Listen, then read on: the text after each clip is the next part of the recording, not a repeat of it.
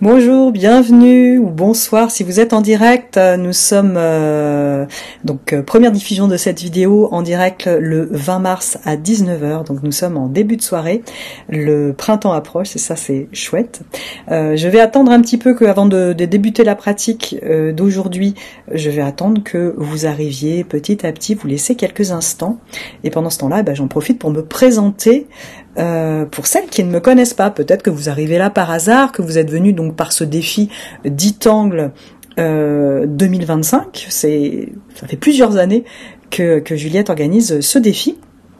Et ça fait, depuis le début, moi j'y participe. Et donc j'ai l'honneur de vous proposer le jour numéro 7. On verra plus tard le thème au fur et à mesure de cet atelier sur ma chaîne YouTube. Donc je me présente, je suis Ludivine, j'enseigne la méthode Zentangle, une pratique de relaxation créative, relaxation par le dessin. On peut également considérer que c'est du dessin méditatif selon les appétences et selon le vocabulaire que vous utilisez et la façon dont vous immergez dans cette pratique.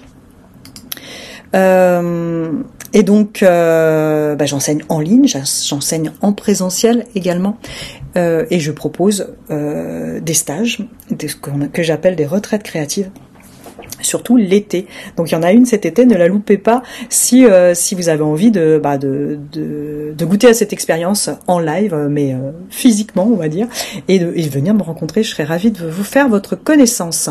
Donc j'enseigne depuis 2019, j'ai passé la certification Zentangle en 2018, et avant cela, j'ai renoué avec mes pratiques créatives grâce à la pensée visuelle, aux outils de la pensée visuelle. Donc en particulier le sketchnoting, qui m'a amené à me dire je veux absolument faire quelque chose avec mes mains, à faire quelque chose de visuel. Et puis j'avais envie d'une pratique bien-être, de transmettre aussi cette pratique bien-être, et de fil en aiguille, créativité bien-être, je suis arrivée sur cette méthode Zentangle qui me convient parfaitement aujourd'hui et depuis plusieurs années. Avant cela, j'ai un parcours littéraire, j'ai fait des études littéraires et d'histoire de l'art. J'étais 20 ans en institution, j'ai travaillé 20 ans en institution culturelle. C'était aussi un métier passion. J'étais bibliothécaire en histoire de l'art, donc un métier passion. Et puis j'en ai fait un autre parce qu'il n'y a pas de raison, on n'a qu'une seule vie, mais on a plusieurs passions. Et pourquoi pas faire autre chose, essayer une autre profession. Donc c'est comme ça que aujourd'hui je suis devant vous à consacrer intégralement ma vie professionnelle à cette pratique, même si aujourd'hui j'ai élargi mes horizons avec la relaxation sonore, le chant spontané, c'est quelque chose que je rajoute dans mon accompagnement, et également l'expression primitive, qui est une danse-thérapie, une pratique en mouvement rythmé, qui associe les symboles qu'on matérialise physiquement dans des gestes symboliques. Et on va ajouter également la voix qui m'est si chère. Le chant est très important pour moi. Quand je ne dessine pas, je chante. Voilà, donc j'espère vous avoir laissé le temps d'arriver.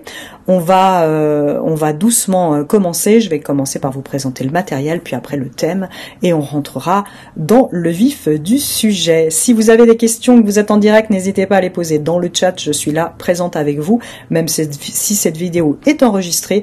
Je réponds en direct aux questions dans le chat.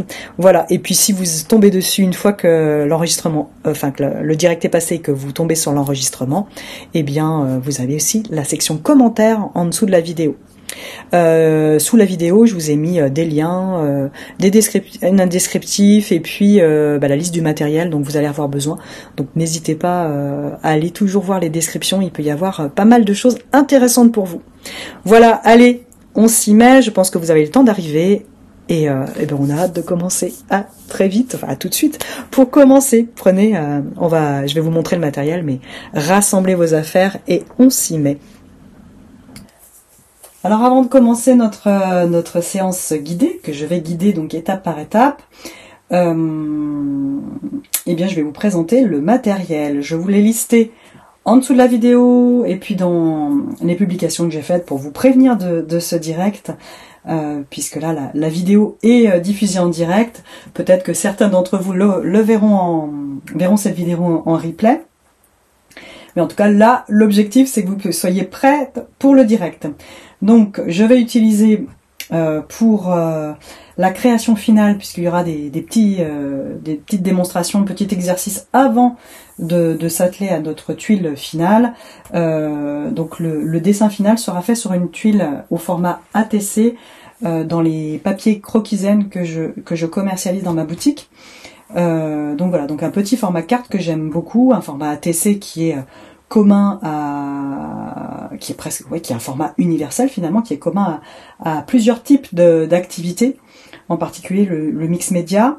Et donc moi j'adore utiliser ces petits formats cartes, que ce soit le format tarot ou le format ATC. C'est des papiers que j'utilise très souvent et que vous allez retrouver bien sûr dans ma boutique.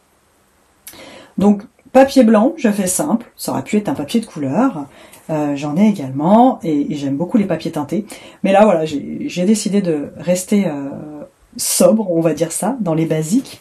Surtout pour celles qui nous rejoignent, et c'est peut-être pour vous la première fois, vous n'avez peut-être jamais pratiqué cette méthode Zentangle, peut-être que vous la découvrez.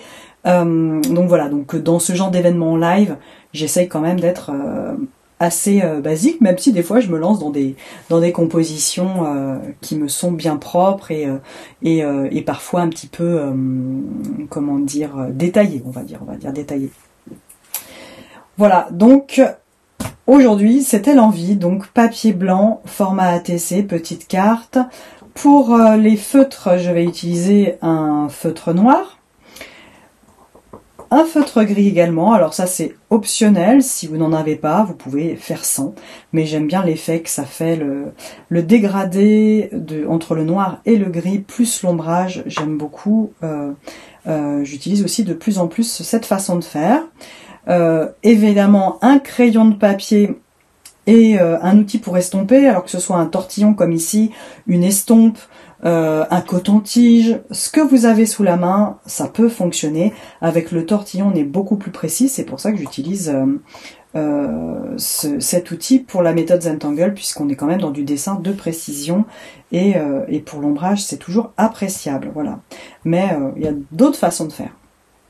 Et ensuite, en option, je sais même pas si je vais vraiment l'utiliser, mais je me le prépare toujours, le Gelly Roll, donc un encre gel blanche pour venir mettre quelques détails, des points lumineux par-ci par-là, toujours cette envie de jouer avec l'ombre et la lumière. Si vous pratiquez la méthode Zentangle, vous savez que c'est un point important de cette méthode, et si vous me connaissez bien aussi, vous savez que c'est quelque chose que j'aime beaucoup, l'ombrage et la lumière. Voilà, d'ailleurs, bien tiens, j'ai aussi une masterclass dédiée à l'ombrage, si jamais vous avez envie d'aller plus loin, que vous me découvrez, ou que voilà, vous avez envie d'un seul coup, maintenant, d'approfondir les notions d'ombrage, eh bien, il y a également dans ma boutique, vous avez accès à une masterclass dédiée à l'ombrage. Donc n'hésitez pas à aller faire un tour si ça vous dit d'aller plus loin. Voilà. En gros pour le matériel, et puis après vous pouvez avoir un carnet ou un petit peu de papier supplémentaire pour faire des tests entre guillemets, pour essayer des choses, puisqu'on va parler variation, on va parler comment dire, plusieurs façons de dessiner le motif du jour. Voilà pour le matériel. Et n'hésitez pas à poser vos questions en dessous de la vidéo, dans le chat si vous êtes en direct, si vous avez besoin de conseils ou de précisions par rapport à cela. Alors le thème du jour, ce jour 7 du défi Tangle, non pas Tangle Folly, c'est plus son nom, D-Tang, pardon, Tangle Folly, c'était son tout premier nom. Il est devenu le défi D-Tangle, et donc dans le cadre de ce défi, je vous présente le jour 7. Alors ce jour, il est consacré au mot glaner et au tangle Beckwith. Beckwith qui est un tangle de Cindy Knapp. Glaner vient d'une liste de mots, 10 mots, qui sont sélectionnés chaque année pour célébrer la langue française par, donc ces mots sont sélectionnés par le ministère de la Culture et de la Communication en France. Donc voilà, donc on célèbre la francophonie, la langue française, avec ce mot glaner. Et du coup, de fil en aiguille, on essaye de trouver un motif qui nous fait penser à ce terme-là, et Beckwith cette année parce qu'il évoque le blé. Le blé est glané, ça peut être une des définitions, ça peut être ramasser le blé qui n'a pas été pris lors du moissonnage, qui est resté un peu sur, on va dire le bas côté, qui est resté sur la terre, et on vient glaner à la main presque. Alors je sais pas si ça se fait aujourd'hui, je suis pas du monde agricole, alors je sais pas si aujourd'hui ça se fait à la main, mais en tout cas l'image que j'en ai, et je vous mettrai là normalement, je vous mets dans la vidéo, parce que je le ferai au montage, je vous mets un tableau qui montre des glaneuses. Donc là elle faisait ça à la main et dans des tabliers, dans des draps, du linge dans lequel elle mettait les brins de blé laissés sur le sol. Voilà. Donc Beckwith est parfait pour cela. Il nous évoque le blé. Glaner, ça peut être aussi glaner des informations, et ça c'est mon truc, hein. Documentaliste bibliothécaire au départ, pour celles qui connaissent mon parcours. Et donc, et pour préparer mes ateliers, forcément, je glane énormément d'informations. C'est mon truc à moi, ça, de glaner. Donc, je pense que ce thème m'était encore bien destiné, comme celui de l'année dernière. J'avais adoré. Là, on a quelque chose de très différent, mais ça va être top. Voilà. Donc, je vous montre, avant de faire la composition que j'ai prévue pour aujourd'hui, avec voilà, une petite mise en scène de ce motif. Je vais vous montrer comment tracer Beckwith, parce qu'on a plusieurs façons de faire. Voilà, c'est un motif tout simple, mais déjà avec quelque chose de simple, on se dit bah tiens, comment je pourrais être à l'aise pour tracer ce motif de manière voilà, le plus confortable possible. Donc je vais vous montrer plusieurs façons.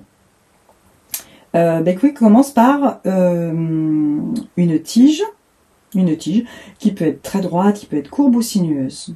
Allez, on va essayer. Je vais vous montrer plusieurs façons de faire.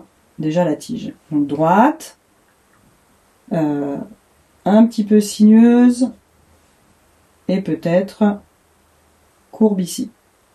Voilà. Vous voyez, déjà la tige, vous avez plusieurs façons de faire. Ce qui correspond finalement à l'alphabet de la méthode Zentangle, avec la ligne droite, donc le I, la ligne droite, le S, la ligne sinueuse, ou la courbe, le C. Voilà. Donc on dit souvent qu'à la méthode Zentangle, il suffit de traits très simples, et que si on sait tracer un I, un C, un S, un O, eh bien on sait dessiner avec cette méthode. Et c'est tout à fait juste. Voilà, donc pour vous montrer déjà que la tige peut être tracée de cette façon-là.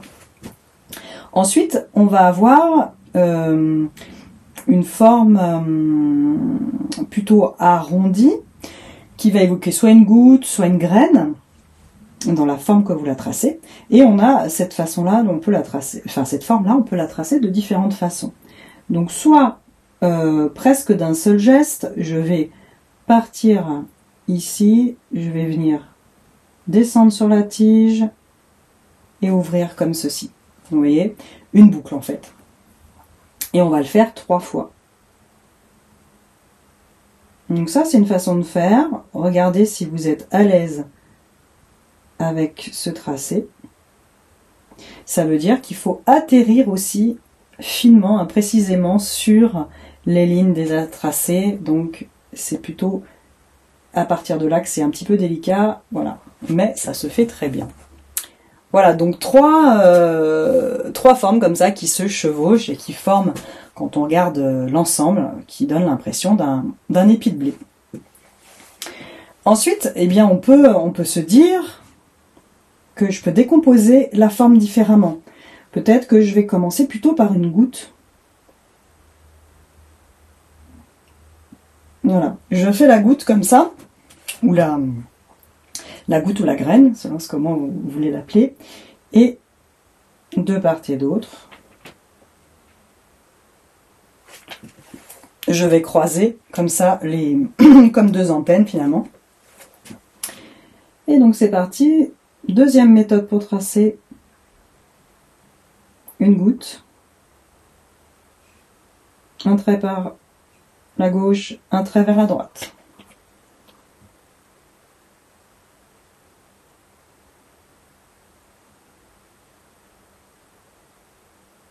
Et donc vous verrez, en fonction de l'espace que vous avez aussi, que les gouttes ou les éléments de l'épi B, de Beckwith, peuvent être plus en plus petits. Donc ici, le premier peut être assez grand, moyen et plus petit, par exemple. On peut jouer avec les tailles aussi. Donc, deuxième façon de faire. Et donc, peut-être troisième façon de faire, si, puisqu'on a déjà fait 3 tiges, alors autant chercher une troisième façon de faire, mais je pense que dans ces deux façons-là, vous avez déjà à avoir satisfaction dans la façon de le tracer. On peut peut-être se dire que on peut procéder avec des arcs. Comme ceci, et je vais croiser du coup celle-ci, je vais venir atterrir ici. Vous voyez, donc deux traits, deux arcs qui se croisent.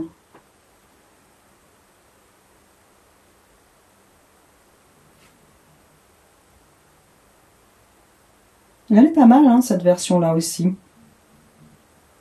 Je la teste pour vous. Peut-être que c'est celle que je vais garder au final. Qui sait, qui sait. Après, ça dépend aussi ce que l'on veut mettre en avant sur cette huile. Moi, dans cet atelier-là, dans cette vidéo, je vais plus mettre l'accent sur la goutte, puisque je vais l'orner différemment. Je vais vous montrer des différentes façons de faire. Donc, je vais vouloir que la goutte soit assez large. Et je pense que j'ai meilleure maîtrise sur la forme de cette goutte, en commençant par elle et ensuite en rajoutant ces petites antennes. Mais sinon, si j'ai pas l'intention de mettre d'ornement à l'intérieur, que je veux une version assez simple, il me semble que celle-ci, elle est pas mal du tout. Voilà, avec les arcs, là, j'aime bien. Voilà, j'aime bien la façon de le tracer. Mais ça sera propre à chacun. Donc, voilà, déjà, 3 façons différentes de tracer ce motif, qui est très sympa, très simple, et qui évoque, voilà, tout l'univers de la moisson, l'agriculture, glaner, voilà, c'est la nature, hein, parce que le thème de 10 mois 10 mots du ministère de la Culture cette année, et donc du coup de Dithangles, c'est la planète, bien sûr, une ode à la nature et notre lien à la planète. Voilà. Voilà donc ce que je voulais vous montrer pour le tracé.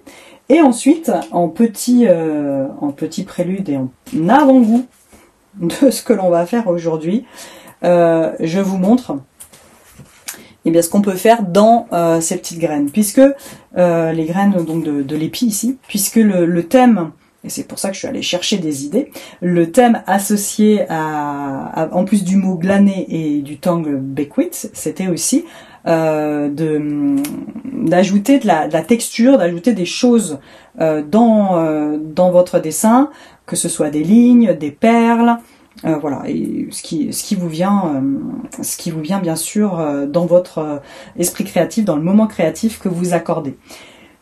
Donc j'ai fait 3 essais. Ça tombe bien, on a 3 parties dans l'épi, donc je pense que je vais garder les 3 qui m'ont bien plu. Il y en aurait bien d'autres.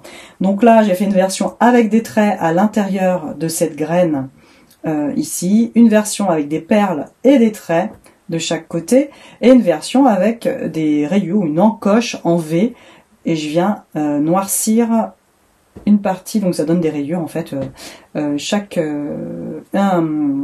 trait sur 2, je viens noircir, voilà. Donc peut-être que ça peut être aussi des points, ça peut être voilà, plein, ce qui vous vient, voilà. Donc du coup ça donne une variation à chaque fois, on a une façon différente d'orner. Alors moi qui apprécie énormément les ornements, eh bien tout ce travail-là, c'est tout, j'allais dire tout bénef. Oui, c'est tout bénef parce que ça m'apporte beaucoup de joie, mais c'est vraiment une belle exploration, très intéressante de se dire, qu'est-ce que je vais pouvoir faire avec ce motif?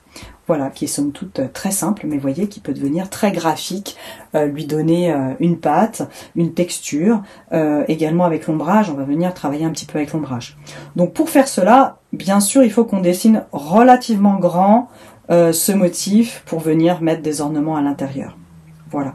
Et donc c'est ce que je vous propose de faire dans un second temps, dans la tuile que j'ai vraiment prévue aujourd'hui, à partir de ces explorations, je vais faire donc ma petite tuile ATC avec ce que je vous ai montré en rajoutant des choses. On va travailler l'ombrage aussi un petit peu. Voilà, prête là cette fois-ci, ce n'est plus du préparatif, on y va, donc j'espère que vous avez bien votre papier, votre feutre, même le feutre gris que je vous ai préconisé, mais vous pouvez vous en passer, et le crayon de papier. Et on démarre tout de suite avec voilà cette composition, j'ai trop hâte. Alors, est-ce que vous êtes prêts? Vous êtes prêts? Si c'est le cas, nous pouvons y aller. Je vais commencer par poser mon cadre, mon environnement en fait. Où est-ce que je vais poser mon motif? Donc je vais faire au crayon de papier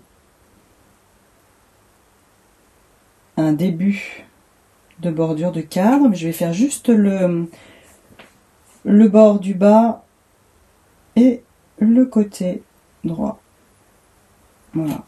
Donc comme un L inversé.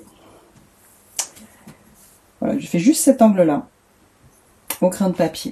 Et c'est tout ce que je fais comme cadre, comme ficelle. Voilà, sur des petites cartes comme ça, souvent ça suffit. Et puis je vais prendre mon feutre gris. Donc le gris, un gris foncé. Ça peut être n'importe quel gris. Hein. Vous pouvez également prendre le noir, un feutre noir si vous avez que ça sous la main, ou éventuellement le faire au crayon de papier, sachant que le crayon de papier sera moins fixe parce que là on est sur de l'encre pigmentée, donc ça restera davantage dans le papier. Donc je vais poser mon décor avec, en respectant les consignes du jour qui sont mettre de la texture, des lignes, des perles. Donc je vais construire un peu une partie de décor. Là j'ai eu envie de ça. En plus du motif Beckwith, j'ai eu envie de mettre autre chose avant. Donc je vais commencer par des lignes. Une ligne ici qui va reprendre le cadre. Vous voyez que j'essaye pas forcément que ça soit droit. J'aime bien que ça ondule un petit peu.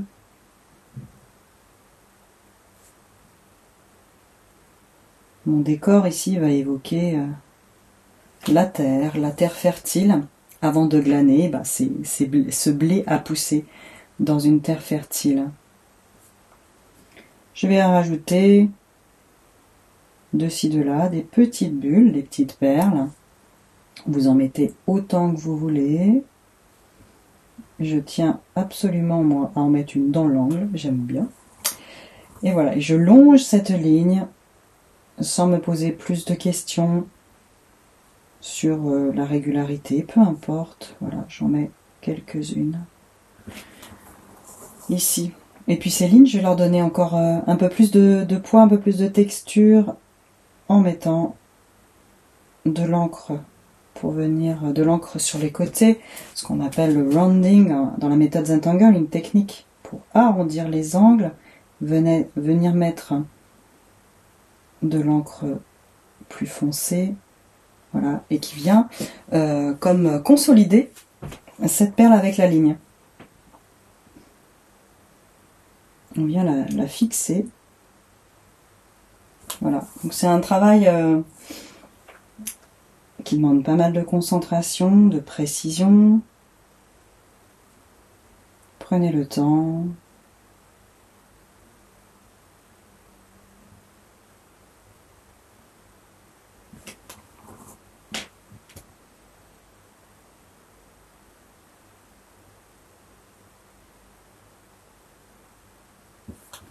Voilà, en fonction du nombre de perles que vous avez posées, vous allez mettre plus ou moins de temps à faire cela. Et puis je vais venir faire une aura au-dessus de la ligne et des perles. Pareil, je cherche à avoir une ligne un peu frisotante, je fais pas quelque chose de régulier, un peu comme si voilà, c'était la terre. Donc je me balade.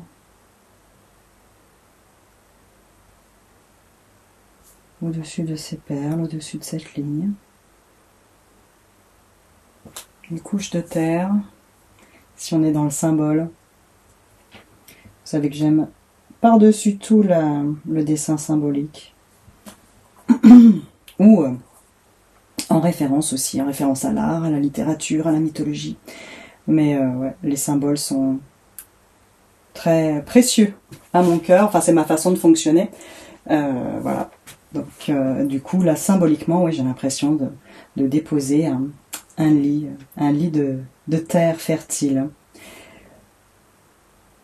Je vais aussi ajouter du rounding sur l'angle de ces bosses ici. Je peux en rajouter aussi en cours de chemin si je le souhaite. Alors le rounding il peut être de part et d'autre de la bosse, plus ou moins épais, ou que d'un seul côté. Là. Laissez venir ce qui se présente. On épaissit le trait.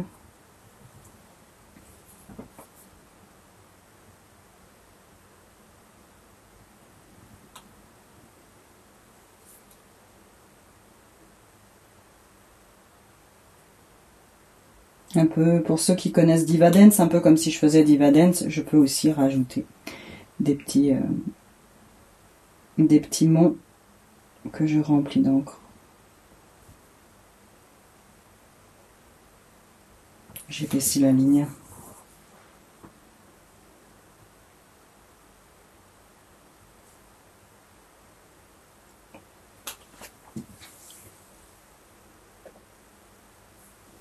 Prenez le temps de bien respirer. Et puis, je peux décider également sur cette ligne de rajouter quelques perles.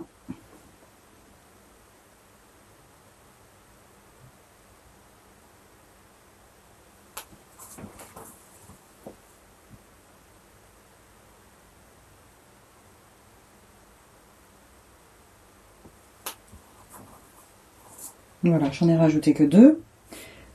Et je continue avec une aura.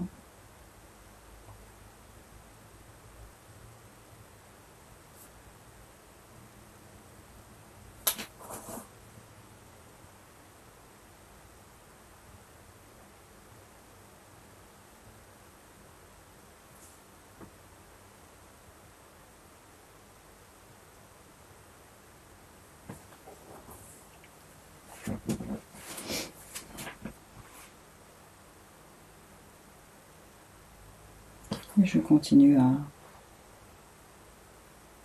arrondir, à épaissir le trait de temps en temps.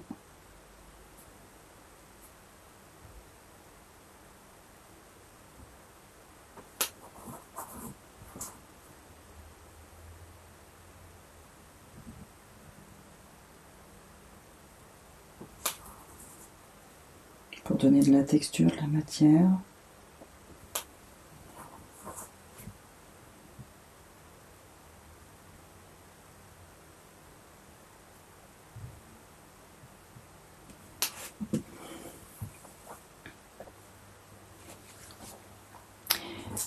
Et je vais peut-être décider d'ajouter peut-être une perle ici.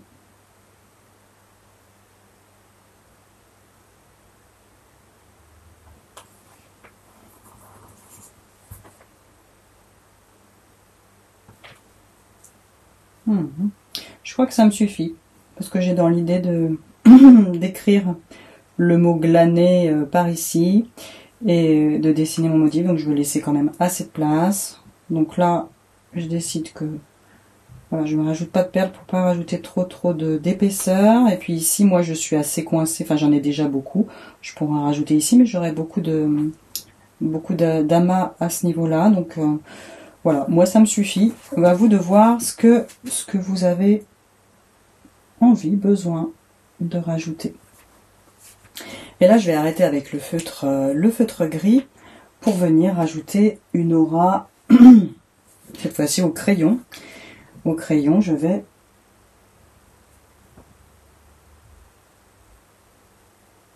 travailler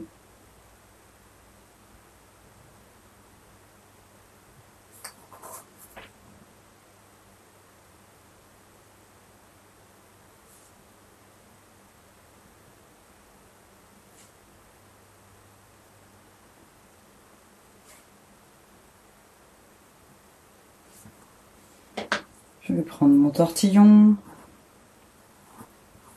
Et je vais flouter, alors je vais être plus à l'aise dans ce sens-là, je vais flouter cette ligne.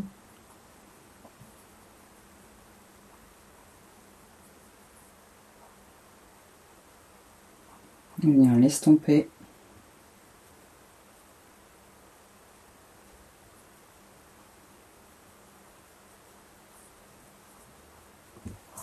Et travailler l'ombrage.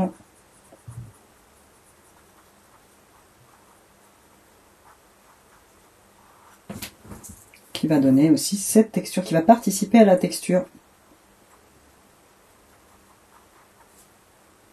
Donc les lignes peuvent être tracées au feutre, mais également au crayon.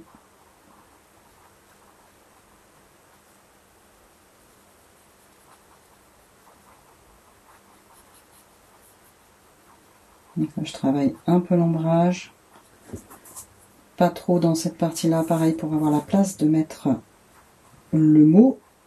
Donc pour l'instant, je reste assez proche.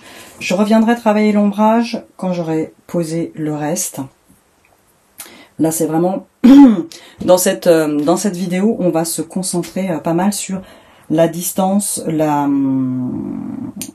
l'espacement dont j'ai besoin. Donc là, pour continuer, j'estime que j'ai besoin de savoir à peu près quelle place va prendre cette ligne que j'ai floutée avant de continuer et de mettre mes briques. D'accord ?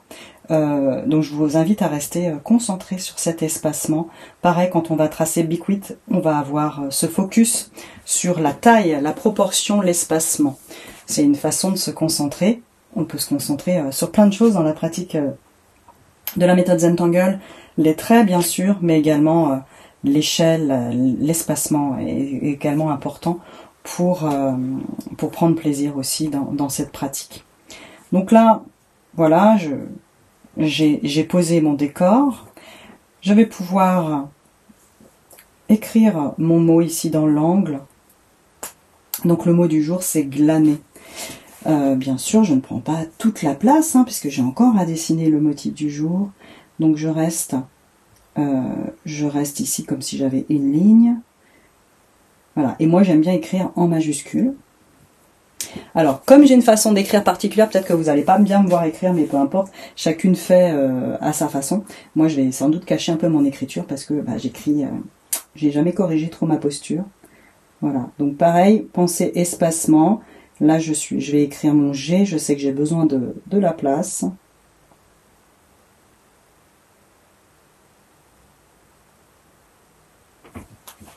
Voilà, un G un petit peu stylisé, c'est ma façon de le dessiner quand je dessine des lettres. Donc glaner, G-L A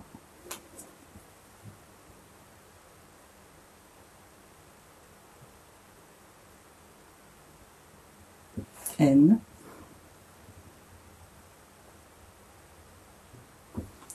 E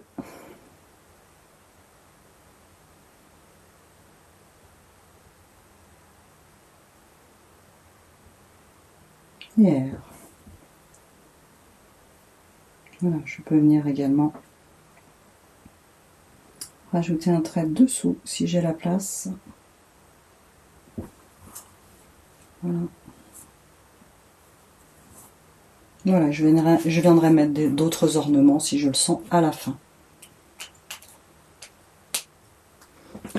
Voilà, donc mon mot est posé, c'est le choix que je fais par moment, la plupart du temps, je trouve que je mets plutôt le mot à la fin, et là, je sais pas, c'est venu. J'ai dit, je pose déjà mon décor, et après, je tracerai mon motif. Alors, j'espère que ça va toujours pour vous, que, voilà, que le mot glaner vous parle. Moi, si je regarde le mot, j'aime particulièrement le tracer, tout ce qui est lettrage, j'ai toujours aimé ça. Donc le G, je prends beaucoup plaisir à le dessiner de cette façon. Le L, j'aime beaucoup cette lettre. Le N, j'adore cette lettre aussi. Et le R, pas mal aussi, avec cette jambe qu'on peut, le jambage qu'on peut faire descendre. C'est toujours, toujours un bon moment avec cette lettre. Voilà, donc prenez plaisir. Un peu comme si vous traciez des motifs, finalement. Tracer des lettres, ce sont des lignes. Tout simplement, c'est la même chose qu'un motif. Une ligne après l'autre. Voilà, donc maintenant on va pouvoir passer à notre motif du jour et utiliser l'espace qu'il nous reste. Et donc maintenant, place à Beckwith, pardon, la star du jour. Pareil, comme je vous ai dit tout à l'heure, on va travailler notre concentration sur l'espacement, sur la disposition que vont prendre nos différents éléments. Donc par rapport au décor que j'ai, eh bien il me reste cet espace ici, donc un peu moins large ici qu'ici, là j'ai plus d'espace. Je souhaite maintenant dessiner un bouquet, une gerbe de blé, avec, il y en aura autant qu'on peut en placer, autant que vous avez envie d'en tracer, voilà, et qui va occuper tout cet espace. La tige va partir d'ici et va pouvoir occuper l'espace en haut. Rappelez-vous que j'ai besoin de trois niveaux hein, après la tige. Donc pareil ça, focalisez-vous, ma tige elle va monter jusqu'où pour que je puisse faire mes 3 niveaux. Mais tout ça se fait presque inconsciemment quand on dessine. Hein. Voilà. Donc je pars à peu près voilà, dans cet espace en bas, mon trait va partir ici, et puis je vais peut-être contourner un petit peu le mot, la tige. Voilà, la tige va venir passer outre ici, et je vais pouvoir comme ça mettre mes trois grains au-dessus de cette tige. Et donc choisissez la méthode qui vous convient. Mais pareil, on est un peu focus sur la taille, l'élargissement, pour pouvoir mettre des ornements. Comme je vous ai montré au début, on va vouloir y loger des textures, des ornements, des choses différentes. Du coup, ma focalisation va être plutôt sur la largeur de cette graine au départ, plutôt que la ligne. Et du coup, je préfère la méthode de tracer la graine en premier, où j'ai l'impression d'avoir une meilleure maîtrise de la largeur de cette graine.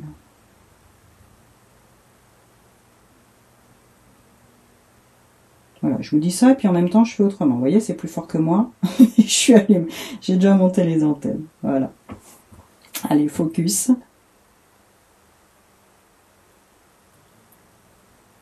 Donc, je fais la graine. Donc, vous voyez qu'il n'y a jamais une seule façon de faire. On peut en faire plusieurs. Je viens prolonger le trait.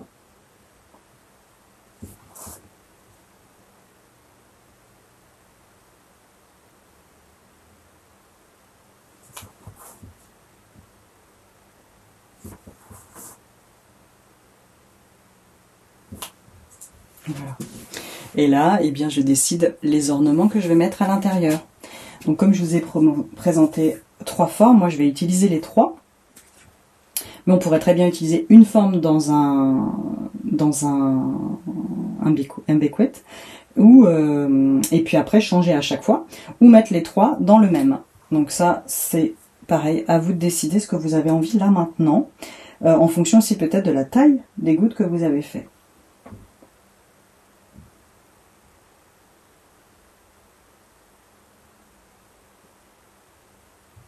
Je commence par celui avec les perles centrales. Donc j'ai dessiné une encoche comme une graine assez fine. J'ai dessiné des perles à l'intérieur. Et puis de part et d'autre, des auras, des lignes. Ici. Ensuite, je vais faire les encoches en V. Enfin, les rayures avec une encoche en V. Je viens épaissir ce trait-là. Voilà, ça pourrait rester comme ça, ou je mets par exemple un deuxième niveau à l'intérieur. Voilà, à chaque fois, un peu comme une flèche. Et j'épaissis le trait sur les côtés. Et puis le dernier, comme il sera certainement le plus petit de tous, quoique, ça dépend, mais je vais faire, j'ai choisi plus de simplicité, uniquement des lignes. Voilà, pour lui donner de la texture.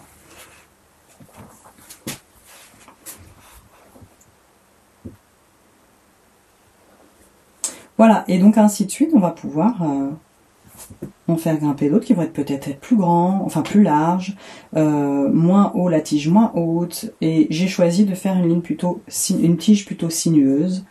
Et vous savez qu'il y a les tiges droites et les tiges en forme d'arc, comme on a vu au début. Mais je laisse, voilà, courir ce motif, toujours avec une notion d'espacement.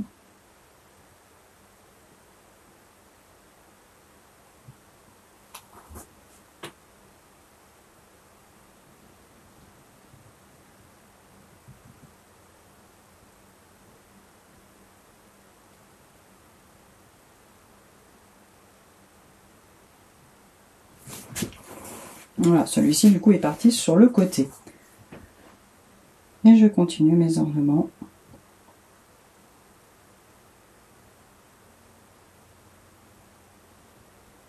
Des perles qui se touchent. Des lignes.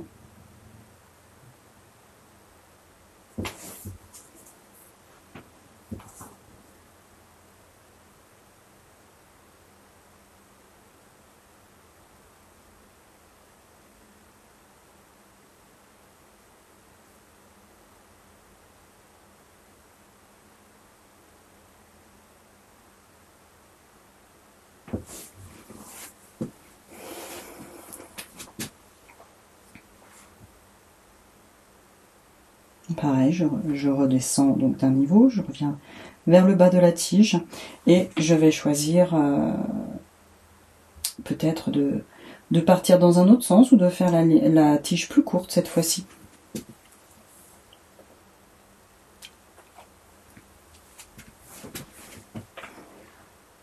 Donc j'observe le décor avant de me décider.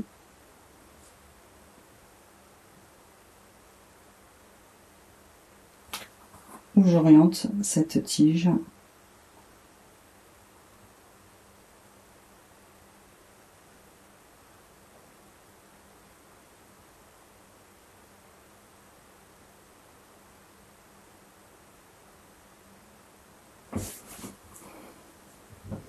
Et je continue mes ornements de la même façon. Il est toujours possible de changer d'avis en cours de route, bien sûr. Écoutez-vous, observez en fonction de ce que vous avez dessiné, posé sur le papier.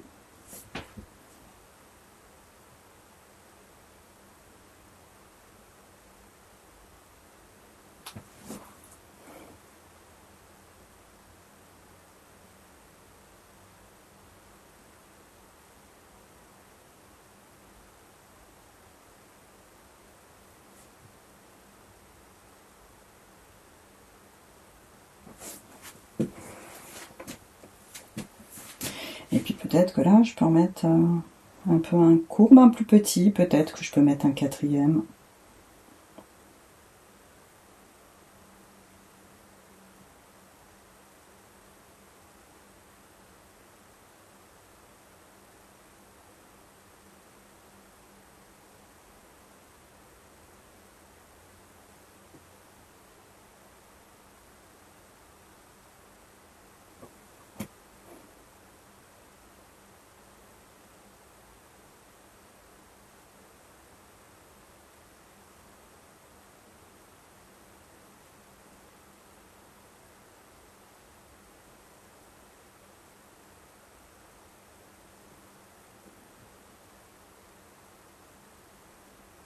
Non, plus c'est petit, plus c'est délicat de tracer ce motif, enfin en tout cas de venir mettre des ornements. Voilà, donc je pense que là, j'ai pas mal occupé le terrain, le papier. Je vais donc m'arrêter et je vais mettre des éléments pour venir étoffer le fond, la base, voilà. Mais en tout cas, Beckwith, c'est pour moi, j'en ai mis 4. Peut-être que vous en aurez mis 5, 3. Tout est possible. Vraiment, ne pas forcément chercher à faire à l'identique de ce que je vous propose aujourd'hui. Voilà, donc moi je continue mon exploration avec encore quelques petits éléments avant de passer à l'ombrage. Je vais rajouter des traits, de la texture de nouveau sur ces tiges-là. Un peu comme ce qui est au bout des épis de blé. Vous voyez, on a des petits froufrous, des petites herbes, des petites lignes du coup. Et je vais en mettre comme ça, de manière voilà, en bas des tiges ou sur la tige. Voilà, je touche pas forcément la tige, je peux être un petit peu à distance, voilà, peu importe. Faites comment vous le sentez. Ça vient lui donner un peu de texture.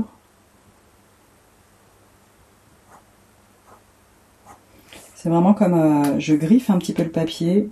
Je ne cherche pas à ce que mon trait soit très très net.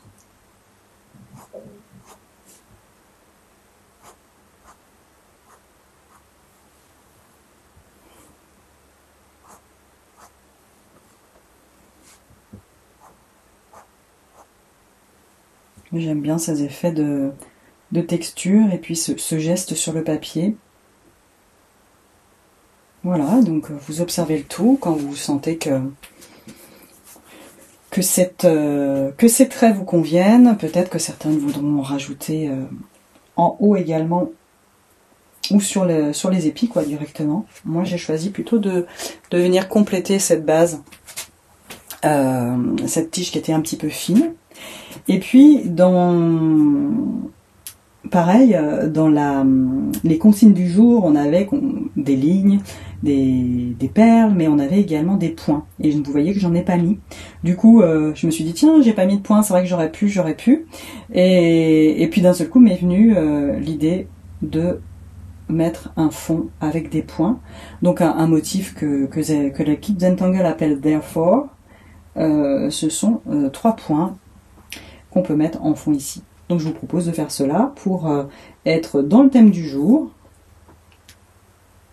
Vous voyez, 3 points un petit peu en triangle.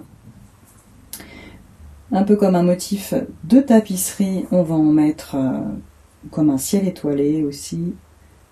On en met un peu partout où on le souhaite, autant qu'on veut, dans le sens que l'on souhaite. Peut-être que vous voudrez en mettre partout, peut-être que quelques-uns suffiront. Et donc ça sera pour moi le dernier élément de cette composition du jour.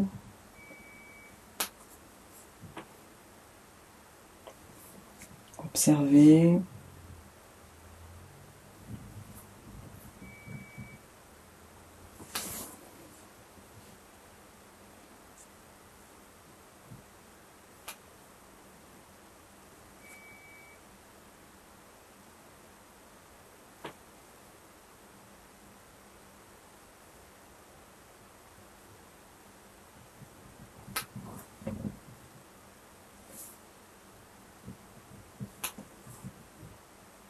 Voilà, je regarde petit à petit, est-ce que j'ai besoin d'en mettre à un autre endroit?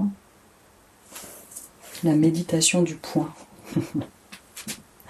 Voilà, et quand vous serez satisfait, satisfaite de votre composition, eh bien, je vous propose de passer à l'ombrage.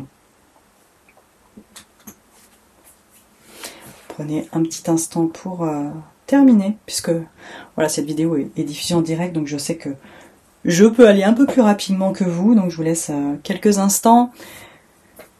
Et puis celles qui n'ont pas terminé, eh bien prenez déjà le temps pour observer, pour savourer l'attente avant cette étape qui est très intéressante également, l'ombrage. L'ombrage dans la méthode Zentangle, ça fait vraiment partie de son charme. Voilà, et c'est vraiment quelque chose qui est venu influencer mon art. On me dit souvent que je joue beaucoup avec l'ombre et la lumière, et ça vient vraiment de cette méthode Zentangle qui m'a appris à mettre des nuances et à jouer avec la transparence, la lumière qui passe. Enfin, c'est tout un symbole aussi, hein, de passer de l'ombre à la lumière et vice versa, d'accepter cette part d'ombre, de jouer avec. C'est aussi, oui, vraiment toute. C'est très symbolique pour moi aussi, et du coup, ça fait partie intégrante de ma pratique. Et je conçois mal maintenant de dessiner sans l'ombrage. Voilà. Bon, ben j'espère que vous avez eu le temps de terminer. Je vous propose donc de passer à cette étape que j'aime tant, l'ombrage.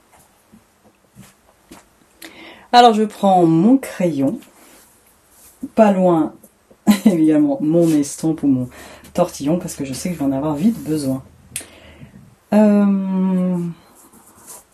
Je peux venir renforcer déjà l'ombrage que j'avais commencé à mettre. Voilà, sur ce motif de départ.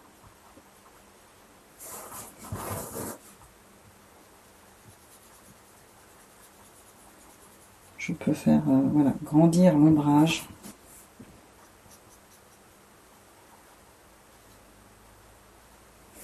Au-delà de cette ligne.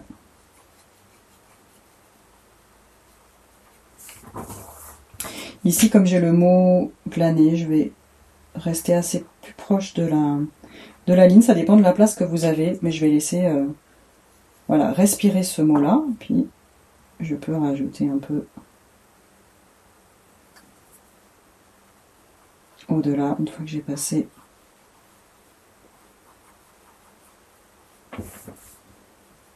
Voilà, encore une fois, observez l'espace que vous avez, les distances, laissez aérer.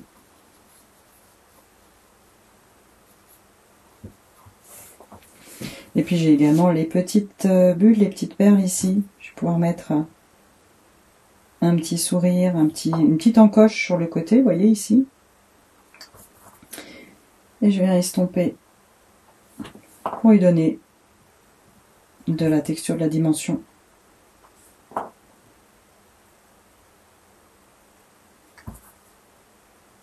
Alors c'est tout petit, hein. D'où on apprécie le tortillon. Il y a aussi des estampes qui sont très fines.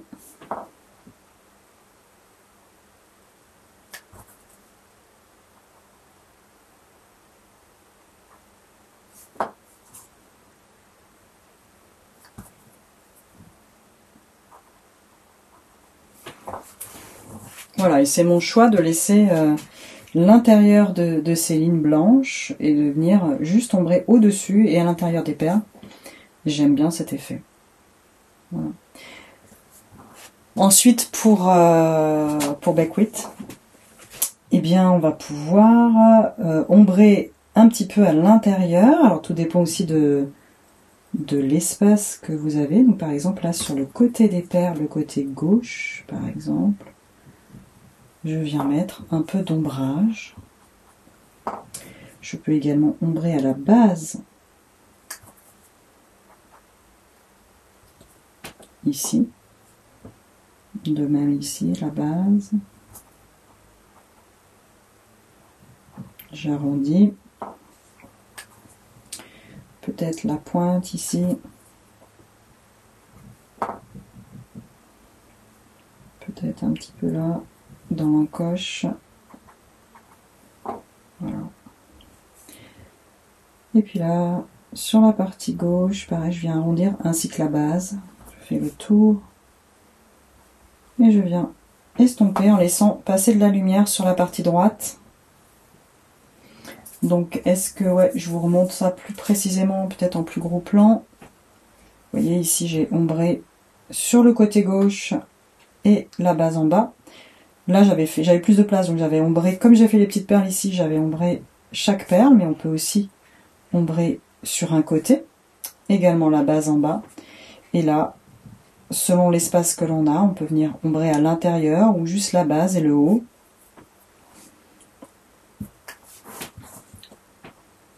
Il n'y a que vous qui pouvez prendre cette décision en fonction de voilà, la taille de votre dessin.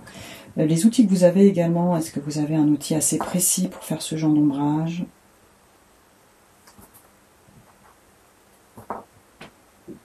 Voilà. Et si ce n'est pas le cas, eh bien improvisez. Faites-vous confiance, suivez votre intuition. Qu'est-ce que vous pouvez faire avec les outils que vous avez en main, là, maintenant? En vous inspirant de mes propositions, mais également de votre propre pratique ou de votre envie du moment.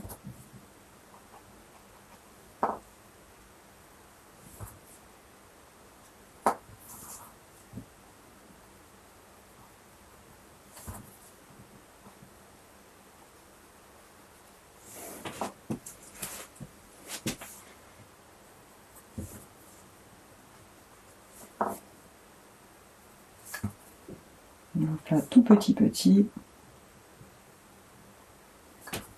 Faites un peu moins d'ombrage, sinon ça va tout le... On va perdre le motif quand c'est trop petit. Voilà, vraiment laisser passer la lumière. Donc voilà pour l'intérieur de Beckwith. On pourrait s'arrêter là. Tout dépend, voilà, de votre envie. Mais je vous propose de rajouter une ombre comme une ombre qui va être une aura, un petit peu une ombre portée. Voilà, on va rester, je vous propose de rester sur la gauche du motif, mais ça dépend aussi de l'espacement que vous avez entre chaque tige. Donc c'est peut-être pas un ombrage que vous aurez envie de faire en fonction de la densité de votre dessin.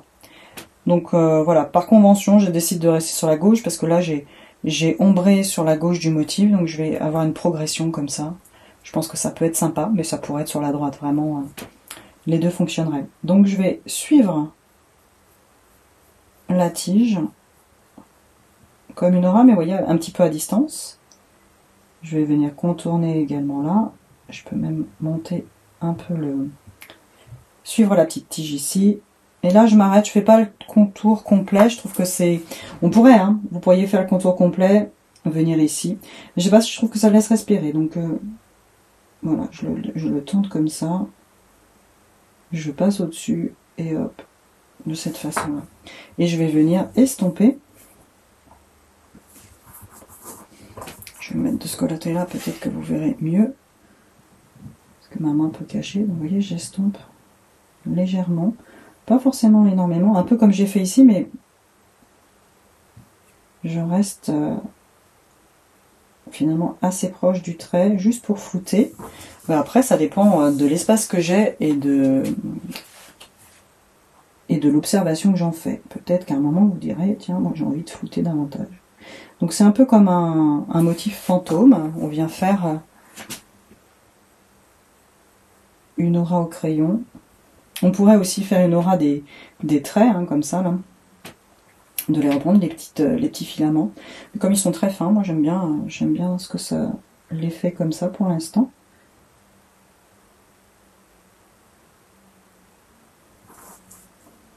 Donc à 1 mm de distance.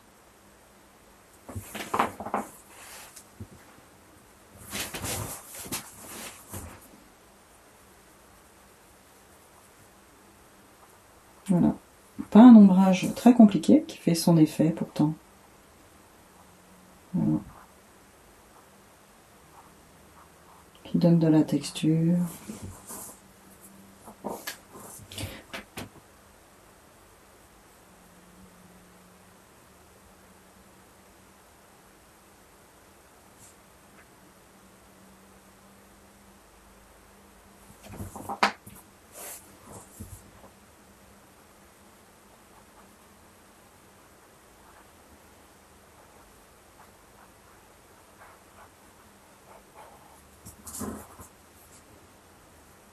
J'ai l'impression que le motif se détache du fond.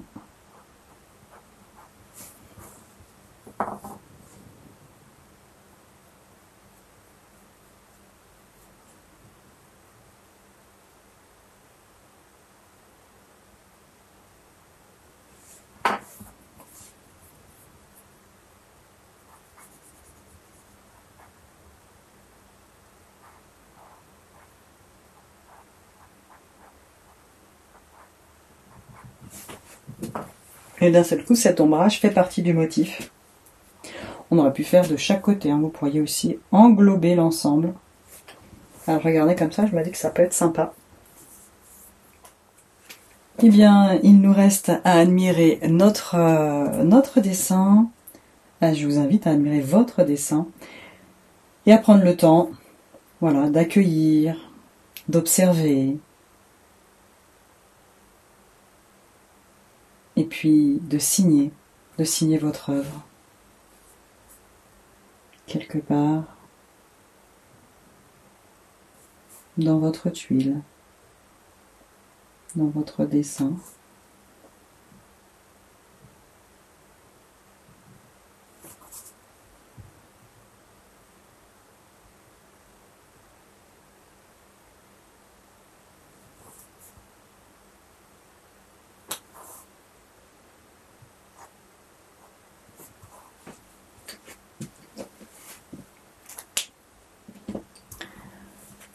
Voilà, ce jour du 20 mars, le jour numéro 7 du défi 10 angles est terminé pour moi. Je suis très contente de vous avoir guidé dans cette création. Je vous laisse en compagnie de Nour pour le jour numéro 8 sur sa chaîne YouTube, je crois bien, ouais. Également sur YouTube. Et donc ça sera pour la suite de défis demain. Pour ma part, demain, ça sera l'ouverture de mon nouveau programme Talisman, où nous allons créer un jeu d'oracle de 24 cartes au format tarot. Donc si le format carte, comme on a fait là aujourd'hui, vous plaît, eh bien je pense que c'est un programme qui pourrait vous plaire. Je vous mets le lien en description si jamais ça vous intéresse. Il est encore temps de nous rejoindre. Donc c'est un programme qui va durer toute l'année et qui peut être suivi selon les 4 saisons. Donc le thème ce sont les saisons. Là on va aborder le thème de l'équinoxe, du printemps, du renouveau, de la floraison, enfin plein de symboles parce que forcément, comme je vous ai dit, mon art et mon accompagnement est symbolique. Voilà, donc si vous avez envie de créer un jeu de 24 cartes ou de venir juste pour une seule saison, le printemps, certaines ont choisi de prendre juste le printemps, ou de venir nous rejoindre à l'automne ou à l'hiver, ça sera possible. Donc je vous mets le lien dans la description avec tous les renseignements qui vont bien, et n'hésitez pas à me contacter si vous avez des questions, ou même là pendant le direct, je suis encore présente quelques instants avant d'enchaîner avec mon cours du jeudi soir, les relaxations créatives que j'adore, donc n'hésitez pas à venir nous rejoindre également. Vous pouvez nous rejoindre en direct tous les jeudis soirs ou en différé, puisque les vidéos sont accessibles une fois que le cours est passé. Je vous montre, je ne reste pas à l'envie de vous montrer la dernière tuile que l'on a fait ensemble, que j'ai guidée donc pas à pas, et je l'adore, elle est sublime, je la regarde tous les jours tellement je suis un peu envoûtée par ce genre de dessin. Voilà, donc je vous dis peut-être à bientôt lors de mes cours ou sur ma chaîne YouTube. Je vous souhaite une très belle soirée, pour celles qui sont en direct, une très belle journée. Prenez soin de vous, prenez soin de vos rêves, de votre créativité. Voilà, c'est tout ce que je peux vous souhaiter en cette année, dans les mois à venir, dans les années à venir. J'espère tout plein de moments créatifs, de joie, de partage. Voilà, donc merci d'avoir suivi cette vidéo, et puis je vous dis à bientôt. Prenez soin de vous.